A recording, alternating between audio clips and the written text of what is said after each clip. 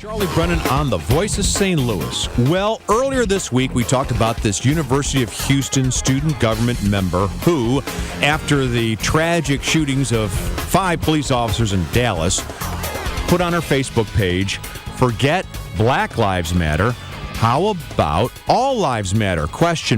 And turns out the student government voted 14-2 to authorize the president to enact special disciplinary powers, and she was suspended for 50 days with no pay. She was required to attend 3 cultural events per month, also attend some diversity training, and then write a big essay and read it in public. And I thought to myself, wow, when are people going to start saying this is a terrible abridgment of her right to free speech? Whether you agree with it or not, she still has that right the last time I checked. And now the story has reached the mainstream media like the Chronicle for Higher Education, the Washington Post, but I haven't really seen any of the major media saying, whoa, this is like Melissa Click all over again. This is a woman who, like her statements or not, has a right to those statements. Well, Byron Henry joins us today from Dallas, where he's an attorney and has thought about this. Mr. Henry, thanks for joining us today on KMOX in St. Louis. Great to be with you, Charlie. Well, what do you think about this? Does this woman have the right to put on her Facebook page something to the effect that all lives matter? Well, of course she has a First Amendment right to put that on her Facebook page. The more, I guess, closer or more difficult question is there does the student government, which is a sanctioned and certified, obviously a group by the University of Houston, a state institution, have the right to punish her or take any detrimental action against her for this statement?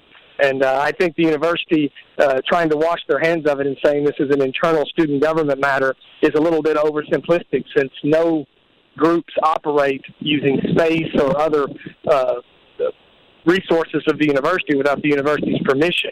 And they oversee these organizations usually at a university such as this. So, the real question is the university part of the decision by virtue of the fact that this is a university-sanctioned group that made the decision? Well, some of the students on campus complained that her Facebook post made them feel uncomfortable. Do they have a right to comfort? I don't think they have a right to comfort, and not only that, but if you look at it, it's not the idea that lots of things make people uncomfortable. I mean, there may be things that are said from the left that make people on the right uncomfortable. That actually hurts their case, because that actually means it's more than just a free speech discrimination. It's actually viewpoint discrimination, meaning do they do the same thing or take action with respect to all Facebook posts or all tweets or all comments made by any member of the student government that makes anyone feel uncomfortable, or do they just do it when it's a specific viewpoint? And that's, of course, the most heinous or most prohibited form of free speech discrimination, is when you not just take a subject matter and make it off limits, but a specific viewpoint, and you punish someone for it. And that seems to be what's happening here. Well, the student body vice president in question is Rohini Sethi, and she's the one who posted on her Facebook page, "All Lives Matter." And she also said, "Forget Black Lives Matter." Now, I did feel last year at the University of Missouri-Columbia that when someone was spray painting or yelling the N-word, that was completely inappropriate, and I think that someone should get expelled for that, even though we might say there's free speech. I think that word goes beyond the pale, and it does create an environment that is very unfriendly on campus. But to tweet "all lives matter," I'm not sure how that's unfriendly, because you're saying, okay, all lives matter. That's kind of a positive statement. I agree, and the problem here is that you're drawing a line between absolute free speech and then some things aren't protected, such as fighting words or obscenities or hate speech. The problem is you can't let the left define hate speech, or everything the right says is hate speech and everything they say is reasonable.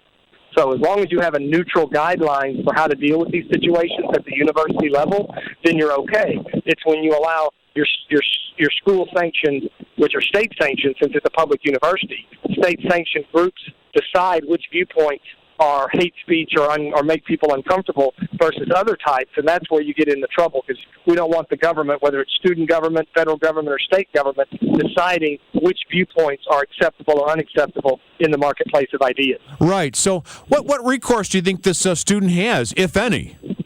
Well, she said that she's going to accept punishment that's been levied by the Student Government Association. So that's probably the end of it. If there was some legal analysis performed, her only shot would be tying the actions of the Student Government Association to the university through the fact that it is a school-sanctioned body using school resources such as space and whatnot, and therefore that it is actually the equivalent of the school having a part in this decision. And since we know that the school has said they cherish free speech and they're not taking any action against her, and probably couldn't, by the way, then the only way to probably legally take action against this is to tie the university itself to the decision.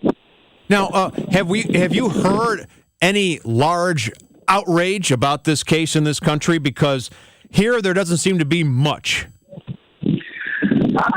It has hit the media, and I have done a few interviews on this over the past 2 or 3 days, so I can't say that it's completely gone unnoticed. People are talking about it, but it seems like there's very little outrage, and not only is there not outrage, but these issues on college campuses have become more commonplace, and I think that's because people hear about it, especially people my age, and they say, those college kids, what are they up to again? What are they doing now? And they basically treat college and college campuses like it's another world, and it's not like the real world or the public. And unfortunately, that diminishes the role that colleges and universities have in preparing future lawyers, future judges, future doctors, future legislators in the way they treat free speech. So you know that if they treat free speech like this when they're in college, in their formative years and in their educational years, they're not going to have a lot of respect for other viewpoints or free speech when they get out. What's amazing to me, Mr. Henry, and there's no reason I would expect you to have read the Department of Justice's report on policing in Ferguson. It came out in March of last year. But in the report, it said that protesters have a constitutional right to yell the F word at a police officer, or even that word that begins with an A and ends with an E, two-syllable word, right? And the Justice Department wrote, well, we really don't like that speech. We hope that cooler heads would prevail, but that is protected speech.